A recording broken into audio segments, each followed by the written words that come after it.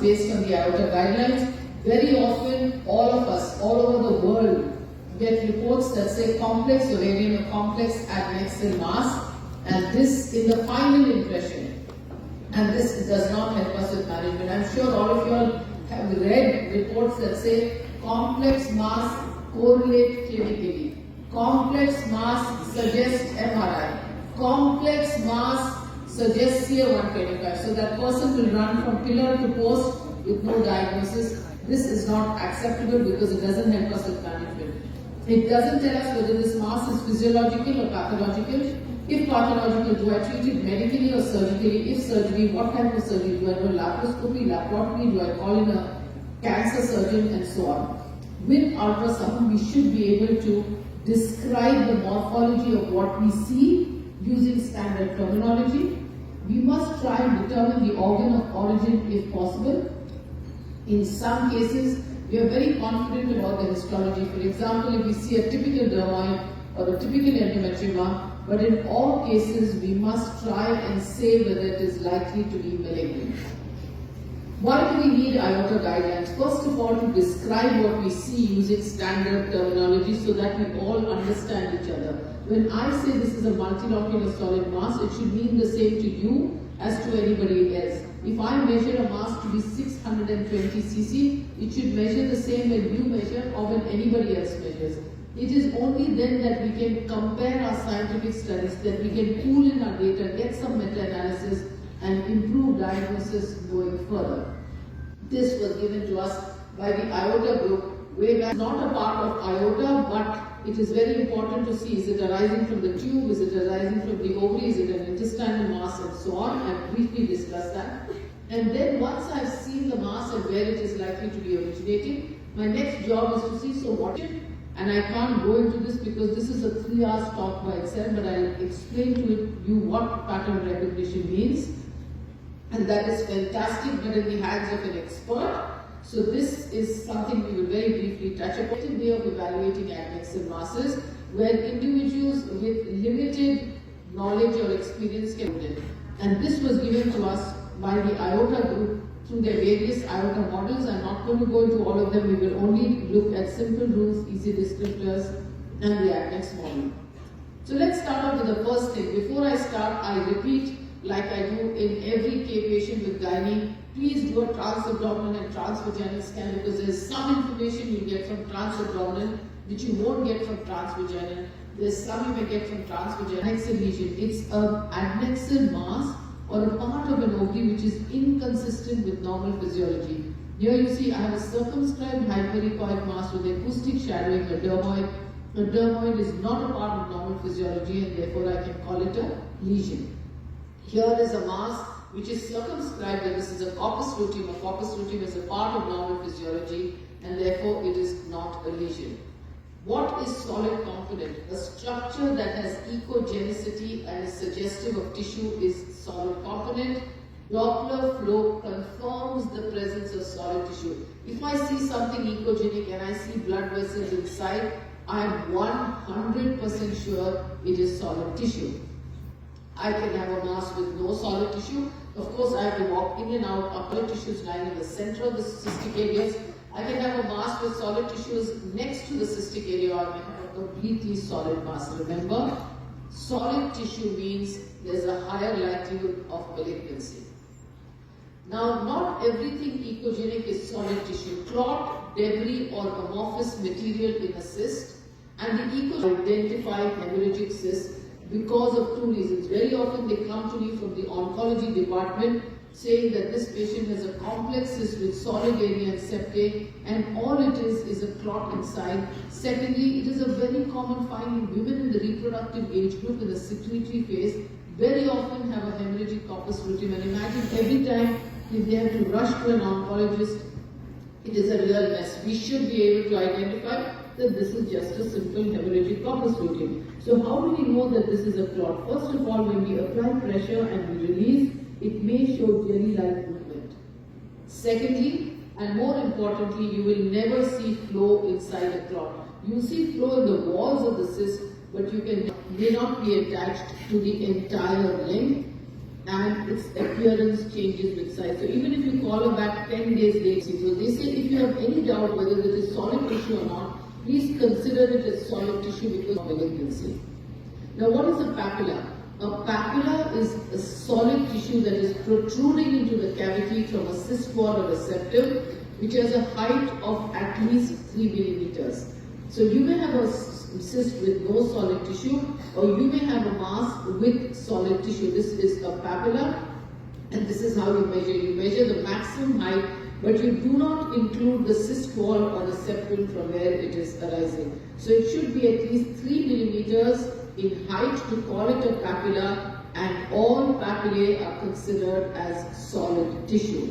Now, presence of papilla means there's a higher likelihood of malignancy.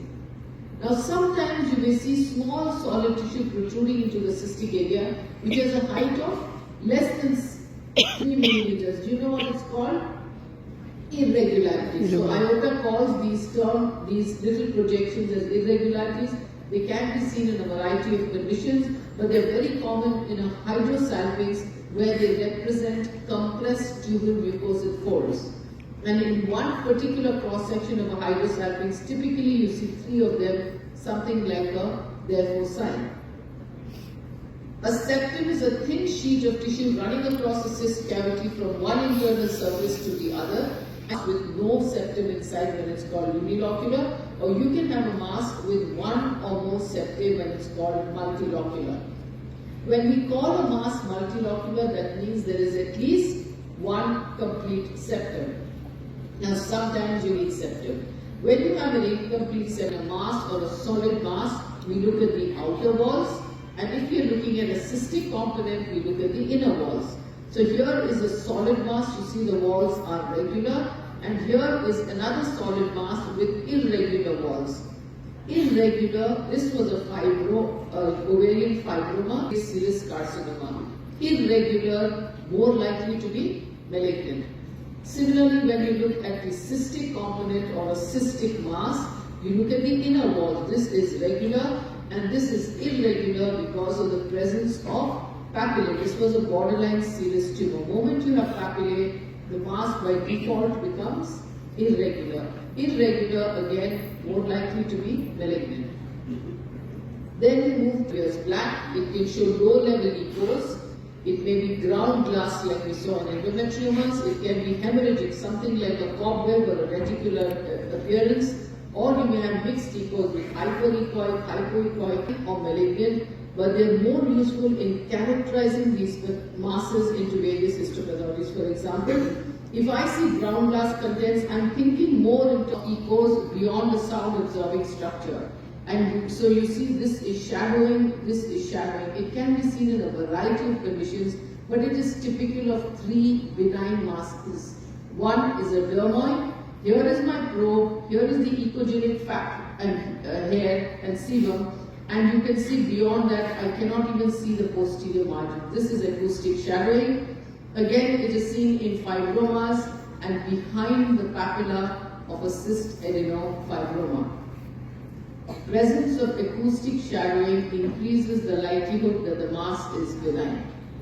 Now, just based on these two, a single cavity, unilocular, that means a single cavity, no solid, multiple locule and solid tissue. You can have a mass which is multiple locules and solid tissue, or you can have a solid mass.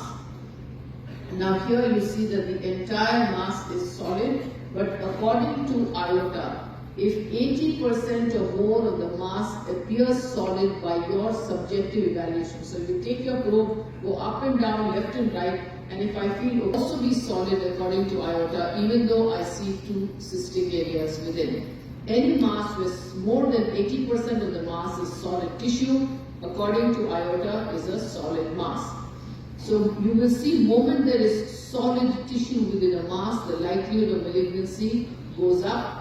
And if this solid tissue is heterogeneous with irregular margins, then the likelihood of malignancy becomes even higher. Now we come to Doppler or color. So Doppler evaluation of masses for color signals. Minimal flows, color score 2. moderate flow is color score 3, and abundant flow is color score 4. One thing I want you to remember from today's talk, that is Doppler color scoring in some of the IOTA models.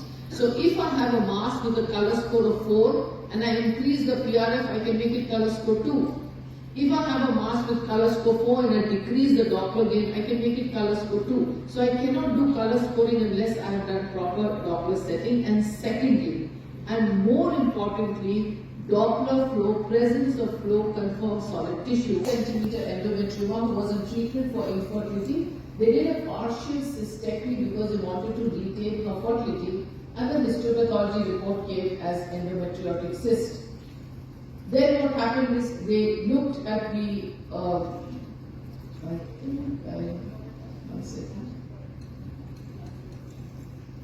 endometriotic cyst. Now this patient came to me 3 months later, that's when I saw her for the first time, and I was surprised. Of course the cyst had filled up, but there was this large solid papilla with irregular margins and central flow. You see, I use color Doppler because this is an old case of mine. Today I would use power Doppler or HD flow. That time I didn't know.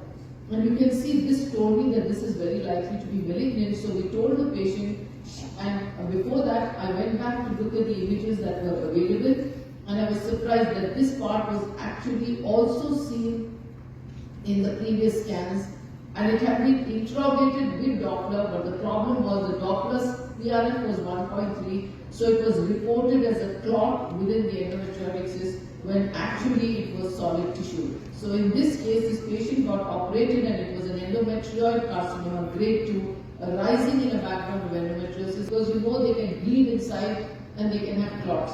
Whenever you see a hyperechoic area, please look for, because we don't know whether it's solid tissue, it's amorphous material, or it is a clot.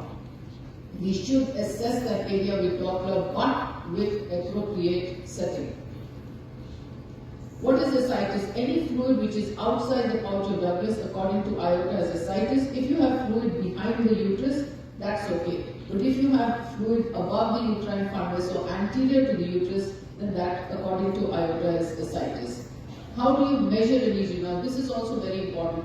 You must measure a lesion in 3 orthogonal dimensions. For this, you need 2 images of the mass in 2 planes that lies horizontal to the ultrasound beam. So I try and get my maximum. So if I'm getting a big mass here, I move my probe a little bit here so that the maximum measurement comes horizontal to the beam. I freeze that image. The next image, I do 90-degree rotation and I get it in 2 planes that are 0.523, and you will get the volume. It is only volume that will help you see whether this mass is growing or regressing. Some years back I told everybody I was flying from Bangalore to Delhi and I was working on my. So you must measure 3 dimensions, get the volume to know whether really a mass is growing or regressing. Now according to IOTA, some of the models we require maximum diameter of the mass. For this, what do? I again take my probe, I go all around the mass in all directions, and wherever I can get the maximum possible image dimension, I freeze that image like this. And it doesn't matter horizontally, the probe, left, right, whatever maximum dimension I get, I freeze and take that image, that measurement. Third, they want us to take maximum diameter of the largest solid component. So again, I go around the mass, wherever I feel the solid tissues, I'm getting a maximum dimension, I freeze my image, and I take the maximum dimension of the largest solid component. Describe what we see, we describe, and we measure. But next we look to the origin of mass. I'm sure all of you who do ultrasound, the first reaction when you see an adnexal mass is it ovarian or not? Where are the ovaries? So you see there's a mass on the pelvis. I look carefully and I see both the ovaries are far away looking normal. So I know that this is not an ovarian mass. It was a gastrointestinal stromal tumor of the jejunum. So it was a jejunal intestinal mass, a gist of the jejunum. Here again I have a patient with a cyst. The ovaries are seen far away normal, so I know it's not ovarian, it's a paravarian cyst. Another lady, postmenopausal, nice cyst over here. She was referred to as an ovarian cyst, but you can see the tissue between this ovary and this cyst. So again I know this is not ovarian but a paravarian cyst. Now if you don't see the ovaries separately, the next thing is to look for ovarian tissue alongside the cyst. So here you see I have a cyst, and when I look carefully I see ovarian tissue around the cyst with small antral follicles, and it's actually stretched around the cyst as if it were hugging the cyst. So this, because of its shape, has earned itself the name of crescent sign. Basically, when you see ovarian tissue adjoining the cyst like this, the crescent sign tells me that the lesion is contained within the ovary, that is, it is an ovarian lesion. Now sometimes you may see ovarian tissue alongside the cyst, but it's not stretched around the cyst, so that is confusing. Is this really ovarian or not? So what do you think we should do? We should apply pressure with a probe between the two structures, and what you see, initially they slide and then the two structures move far apart, and so I know that this cyst is not ovarian, it is splitting sign is present and crescent sign is absent. So according to IOCA, crescent sign doesn't mean that the ovarian tissue has to be crescent shaped. It just means that ovarian tissue is actually adjoining the lesion. Sometimes you cannot see ovaries separately, and I cannot see ovarian tissue alongside the mass also. That is very confusing. So you try really hard and you see that there is no right ovary separately, there is no ovarian tissue alongside this lesion. Normally, there is no right ovarian tissue. So you report right ovary is not seen separate from the mass and no ovarian tissue was seen alongside the mass, and this lesion has completely replaced the structure of origin is the shape of a mass. So if I have a mass like this, which is bent upon itself with these incomplete septa, I am thinking in terms of a tubal mass. If I see a mass which is connected with a pedicle to an organ, so I see the uterus, there is a pedicle, I know this is not an ovarian fibroma, it's a subserous pedunculated fibroid because of the pedicle. What about this? This was a very funny mass, like a claw holding on to the ovary. The ovary itself looked okay, but this structure looked, I was wondering if it's an intestinal mass or a tubal mass adherent to the ovary. The moment I put Doppler, I could see flow from the ovary into the mass, so I know that this is an exophytic ovarian neoplastic mass. What about this patient? Here you see this patient, you're looking at the relationship to the structures. This patient was misdiagnosed for 12 months before she came to me. So there was this lesion which was there behind in the pouch of Douglas. The left ovary was seen. Do you think it's entire? Difficult to say, but it looked entire because the shape is like that of the ovary. There are follicles in the periphery, so I felt this looks like it's completely the left ovary lying separately. There was a hydrosalpinx and there was this heterogeneous solid vascular mass. I kept looking around and suddenly I saw in one place this neoplastic tissue was protruding into the hydrosalpinx. So it was anybody? What could it be? Tubal mass. Tubal, yeah. So it was a tubal malignancy because solid neoplastic tissue was protruding into the hydrosalpinx. It couldn't. So the main thing is what it is, it should be a secondary problem. First is to see and document with a cool mind. Then you see, oh, the solid tissue is coming in. It can't be anything else other than a fallopian tube malignancy. Moving on from origin is pattern recognition. You know what is pattern recognition? When we are little children, we are taught the 7th dysgeminoma. I say, oh, this reminds me of the other 6 dysgeminomas. May not be the same, but it will bring back memories of those previous dysgeminomas and I will be able to identify. That is pattern recognition. And that is great in the handheld literature. We didn't have videos and online that we could see. Today there are so many videos, so much of material online that we can look at 10 dysgeminomas. Even if one is a hemorrhagic cyst. So tomorrow if you have a patient with a hemorrhagic cyst, I don't think it will be a problem to identify because we discussed it in detail. And they are very commonly seen in women in the reproductive age group.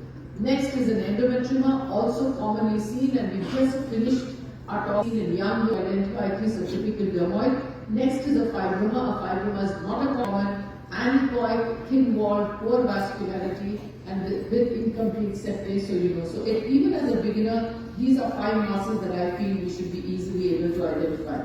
Now, if you want to know more, there is a beautiful article in the World for Children and Poor Family.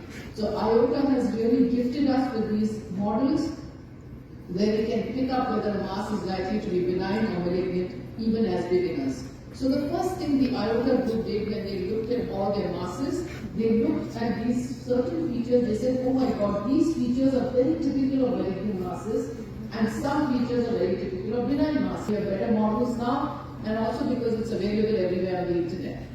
Irregular solid tumor means solid means 80% or more of the mass is solid. presence of the size of unilocular mass with no solid benign and none from the malignant, the mass is benign. But if you have few features of malignant and few of benign, or no features of malignant and no features of benign, then we say that the case is inconclusive.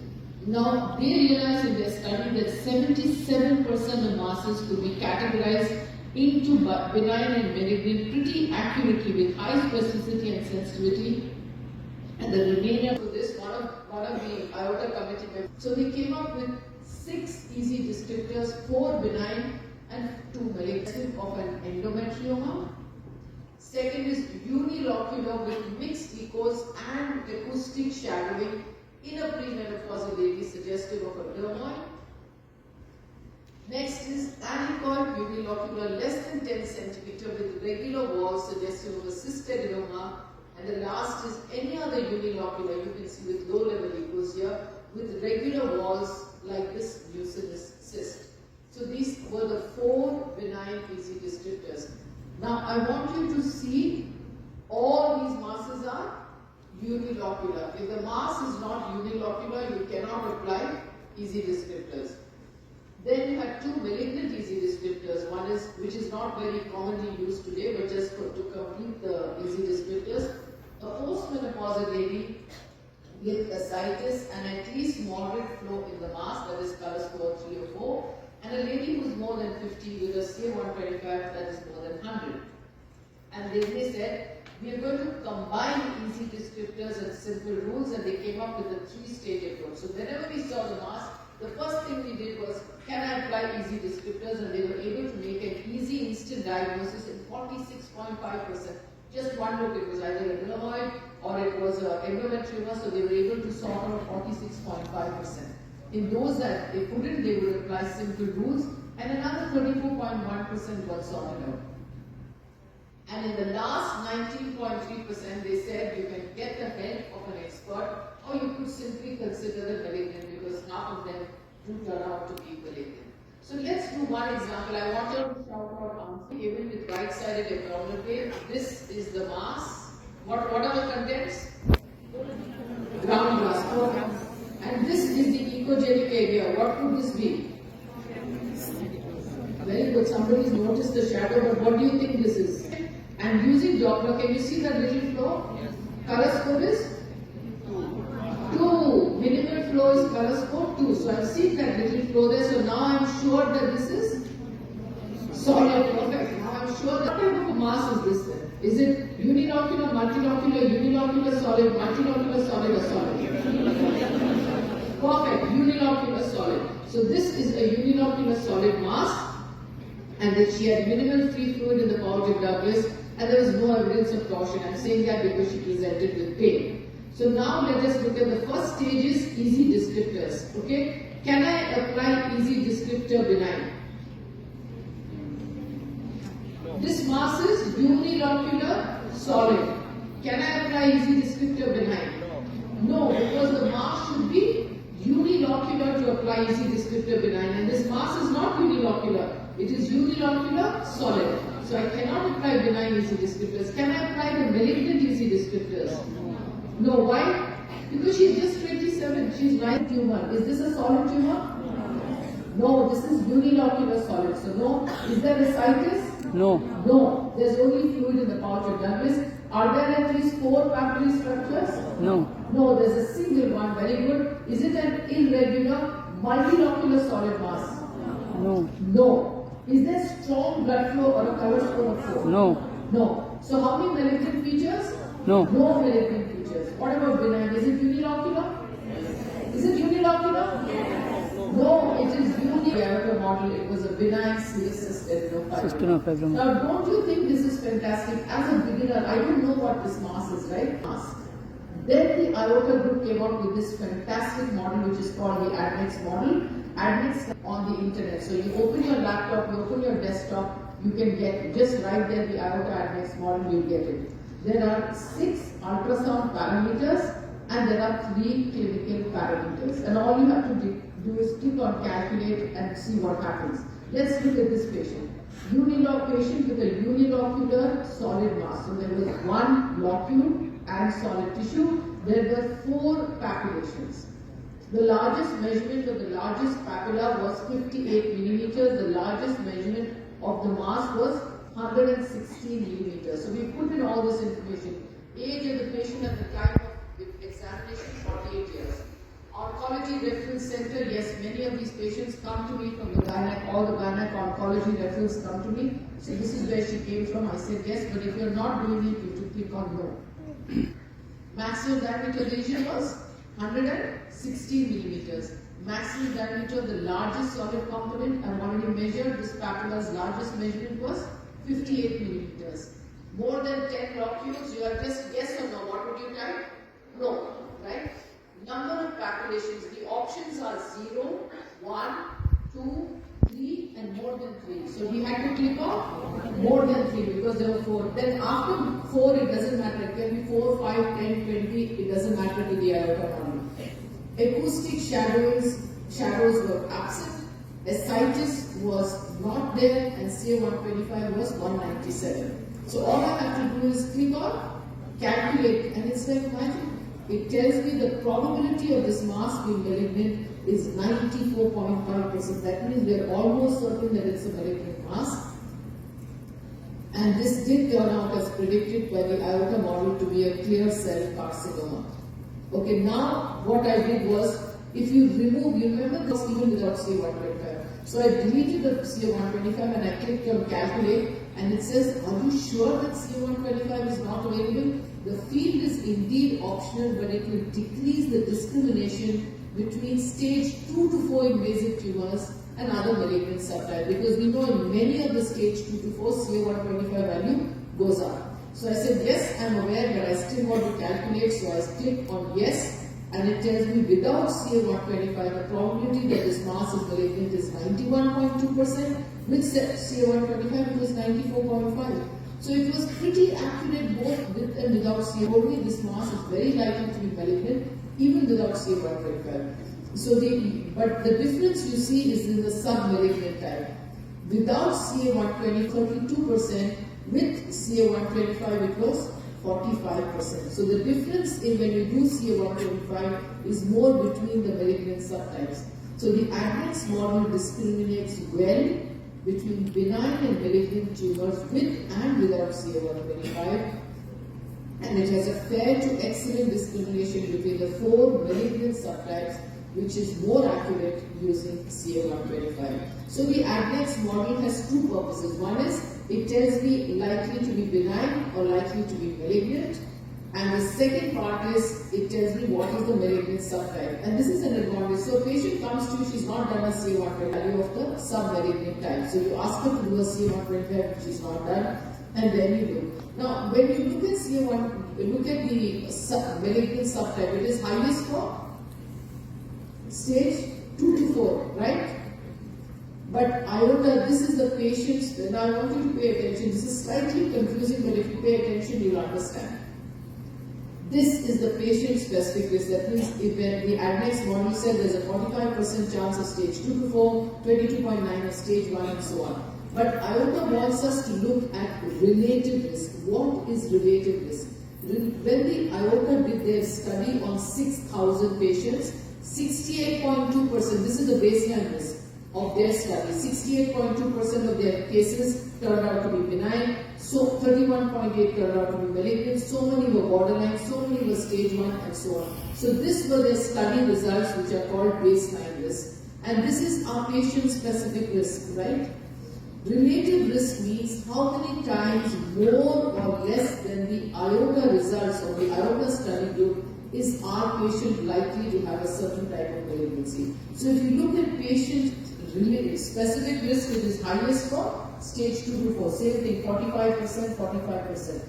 But if you look at relative risk, it is highest for borderline. So the aorta group has told us when we are looking at these malignant subtypes particularly, it is good to look at the relative risk, which is they have found to be more accurate than the patient-specific risk. I hope it's clear. So the Adnexal model does 2 things. The beauty, you notice one difference with simple rules. Simple rules just told me likely benign, likely malignant or inconclusive. Adnexal Adnex model gives you a number for every patient, 32%, 60%, 90% risk of malignancy. So it gives you an estimate, and with that estimate you can actually triage patients into low risk, intermediate risk and high risk. And what is your cutoff should depend on your center. So if in my center I have the capacity to do a frozen section, if I have the capacity to call an oncologist at my beck and call, then I might be able to see cases with higher risk. But if I'm at periphery, I don't have much facilities for frozen section, I don't have an oncologist to stand by, even with a small amount of risk I may want to send. You need to tailor this depending on your center, and of course you need to tailor it also depending on the patient. So patient comes with family history of breast cancer, she's DHAKA positive patient. So in these patients who already have a strong family history, even with 10%, I'll say, you know what, maybe it's better to go to an oncologist. So they say you have to decide your low risk, but generally low risk is taken less than 1%. You can tell, oh, you don't have to worry, we just follow you up. If it is 1 to 19%, for example, if in my center the cutoff is 20% for high risk, 1 to 19%, I tell the gynecologist who is locally present, you can operate. But if it is high risk, that is above 20%, that means it's better to send her to a gynec oncologist because they will be able to treat the patient best. Just because we earn money out of surgery doesn't mean we should keep. And even though it is only 30%, I consider her high risk. That means she is high enough at risk to send her to a gynec oncologist. Just like you do NT scan. If in NT scan you tell a patient your risk for Downs is 1 in 20, it is high risk, and the baby turns out normal, well, 19 out of 20 will be normal. So when we say high risk, it doesn't mean that the baby has a problem or this case is definitely malignant. It means it is high enough to send her to a gynec oncologist. And the second thing, it gives you an idea about the malignant subtype. And malignant subtype is not the only reason, but it is one of the factors we consider when we're counseling the patient. So obviously she will have other investigations, but malignant, so if you think this is a borderline malignancy, you talk more in terms of fertility sparing surgery, you will talk more in terms of laparoscopy. So this is one of the multiple factors that I use to decide what would be the best management for her. So there are two advantages of Adnex model, some malignant type and also whether it's likely to be benign or malignant, and because it gives us a number, we can triage patients into low risk, intermediate risk and high risk. Now in Adnexal masses, first stage they use modified benign EC descriptors. You don't include the malignant, only those 4 unilocular ones that I showed, but it is modified. Now what is that modified criteria? They've added a criteria of less than 10 centimeters because they realize when they say less than 10 centimeter unilocular masses and those 4 descriptions that I gave before, the risk of malignancy is very, very low. In fact, in reproductive age group, it is really, really low. So we are almost not missing any malignancy. So they use modified benign EC descriptors at the first stage, and 40% of the masses could be classified then and there. And in the remainder 60%, they said use the Adnex model. All you have to do is fill in those 9 parameters and click on calculate and it works. So let's start with this first case. Now I want you all to talk. 24-year-old lady with a left adnexal mass, the dimension. This is color Doppler. Can you see? Now when I switch from color Doppler to power Doppler, see what happens. I'm seeing this small vessel that I couldn't see with color Doppler. That's why I said don't use color Doppler. You will miss out on small vessels with low velocity, and it's the same thing with HD flow. This is HD flow. Again, I can see this small vessel that I couldn't see with color Doppler. So look at this mass. Why am I doing a trans-abdominal scan? I do it in every patient, but why am I showing you the true pelvis into the abdomen, right? The true pelvis doesn't have enough space. So it comes up, so the scan on trans-abdominal scan on this patient was better than my trans-vaginal scan. Therefore, I'm showing you the trans-abdominal scan. Look at the heterogeneity of this mass. Look at the margins of this mass. Very, very important. Can you see? The margins, and these margins are best seen when there is fluid. This is fluid in the abdomen, so this would be ascites. Can you see this? And of course, we use Doppler, so we get an idea for pattern recognition. It is good that we see Doppler in every case, and of course it will confirm that this is solid tissue. And guess what? What type of a mass is this? Unilocular, multilocular, unilocular, solid, multilocular, solid, or solid? Solid mass. Very good. Now can I apply the benign? Now what? Sorry. Now can I apply the? I want to know now. This is benign or malignant. So can I apply modified benign easy descriptors? No. No, because this requires the mass to be Unilocular. and this mass is solid, Solid. so I cannot. So I move on to the IOTA Adnex model. I fill in all this information. You watch. Maximum diameter of the lesion is 134. Maximum diameter of the largest solid component is also 134. Once you classify a mass as solid, both number 3 and number 4 should be the same measurement, even if it has some cystic areas inside. Do you remember that? Once a mass is classified as solid, maximum diameter of the lesion and maximum diameter of the largest solid component will be the same. So I filled in 134 and filled in everything, and I click on calculate. So the risk of this mass being malignant is 85.4, chances of this mass being benign is 14.6. So do we send her